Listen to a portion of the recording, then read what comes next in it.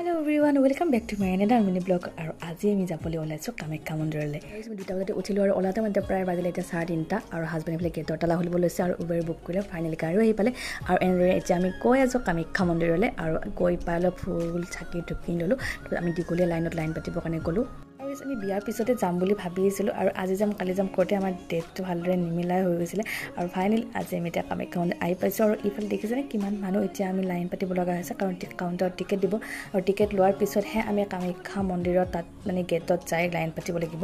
আমি ৰখি প্ৰায় 2 ঘণ্টামানৰ পিছত আমি ইফালে ইয়াত টিকেট পাই গ'লো আৰু দৌৰাদৌৰিকৈ গৈ একদম লাইন পতাত লাগি গ'লো আৰু ইফালে দেখিছেনে এইবাৰ টিকটো ল'লো আৰু আকৌ স্কেন কৰিছে আৰু এনেদৰে লাইন পাতি যোৱা এই টিকলিজনীক লগ পালোঁ বহুত দূৰৰ পৰা আহিছে এওঁলোক আৰু আজিকালি বান্দৰটোৱে হাতৰ পানী পদুম ফুলটো খাবলৈ নিলেই মানে ৰখাব নোৱাৰিলোঁ আৰু ইফালে এতিয়া দীঘলীয়া লাইন এনেকৈ গৈ আমি প্ৰায় 12টামান বজাত কামাখ্যা মন্দিৰ ফাইনেলি দৰ্শন কৰিব পালোঁ আৰু আমি যাব দিনা ইমান বেছি বৰষুণ দি আছিলে একদম মানে গোটেই জিকিবোৰ আমাৰ অৱস্থা নোহোৱা হৈ গৈছে আৰু হাজবেণ্ডে ইফালে নাৰিকলৰ ছটিয়াব ধৰিছে আৰু এনেদৰে এতিয়া আমাৰ দৰ্শন হৈ গ'ল। তাৰপিছত আমি বাহিৰত এনে অলপ ঘূৰা মেলা কৰিলোঁ, চাকি তাকি দিলোঁ, আকৌ কৰিলোঁ, ভাবিলোঁ একপি ফটো আমি উঠাই লওঁ।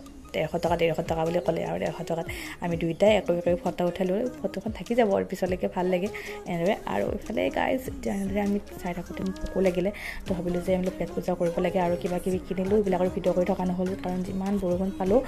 তাৰপিছত এয়াই আৰু এতিয়া খাই লৈ আমাৰ বহুত বেছি মনটো ভাল লাগিলে কাৰণ বহুত দিনৰ পৰা আহিম বুলি ভাবিছিলোঁ, আশা এটা কৰিছিলোঁ যে কোনে নাযাম।